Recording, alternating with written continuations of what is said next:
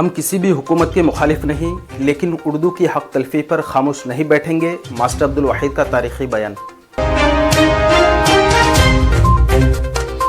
اتر دیناجپور کے عملیہ میں محبان اردو کا سیمینار۔ آل بنگال اردو بچاؤ تحریک کے بینر تلے تمام سیاسی، سماجی و ادبی کارکنان ایک ہی منچ پر۔ اردو کے لیے کسی بھی سیاستداں کے پاس وقت نہیں، لیکن ووٹ کے لیے اردو اور قوم کے خادم ہونے کے سبھی مضبوط دعوے دار۔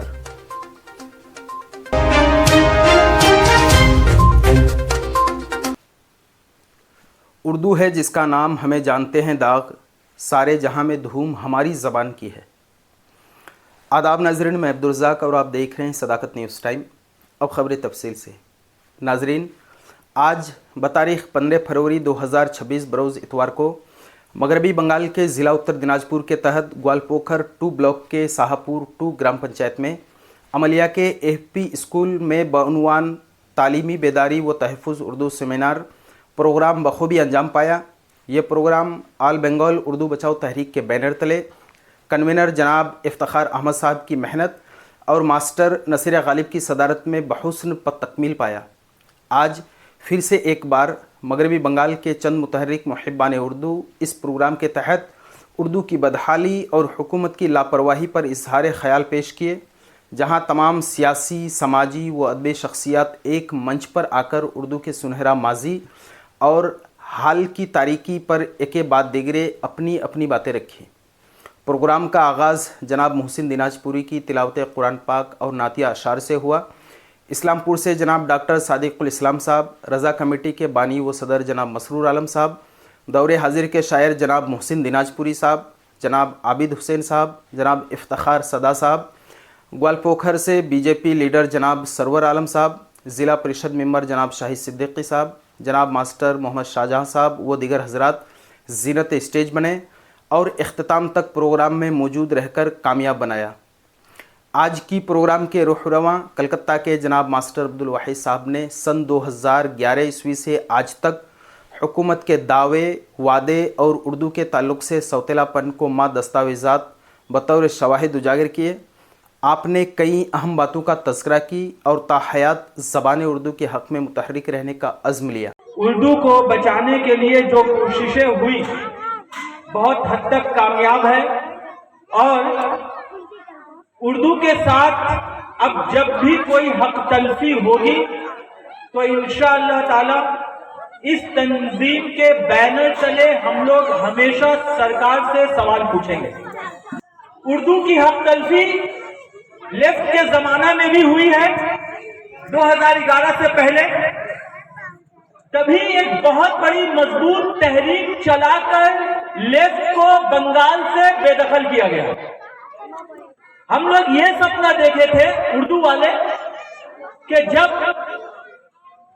یہ سرکار جائے گی تو اردو کو اس کا حق ملے گا، مگر 2011 میں نئی حکومت بنتی ہے اور 2012 میں اردو کو دوسری سرکاری زبان کا درجہ ملتا ہے۔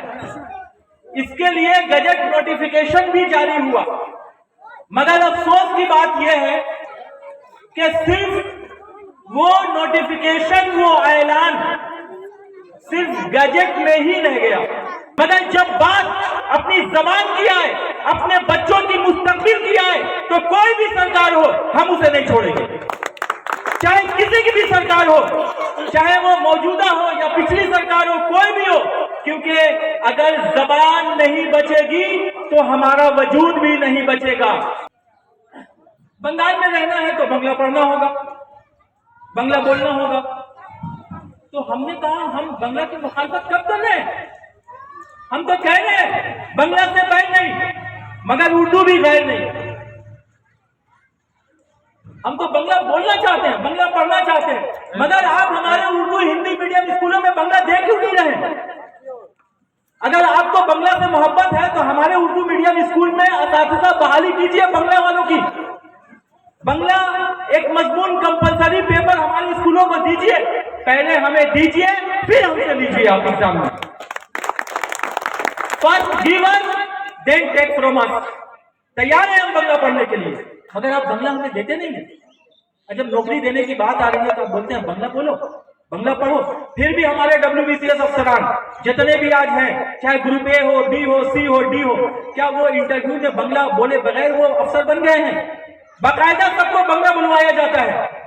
وہاں تک ہم لوگ تیار ہیں، مگر یہ ہرگز قبول نہیں ہوگا کہ آپ ہمیں 300 نمبر کا ہمارا ایگزام لیجیے، لٹریچر کا ایگزام لیجیے، 300 نمبر کا کمپٹیشن میں ہمیں بیٹھائیے کہ جو کبھی بنگلہ پڑھا نہیں ہو. سے زائد کینڈیڈیٹس ہیں سر، یہ 50 سے زائد آن ریکارڈ میں بات کر رہا ہوں.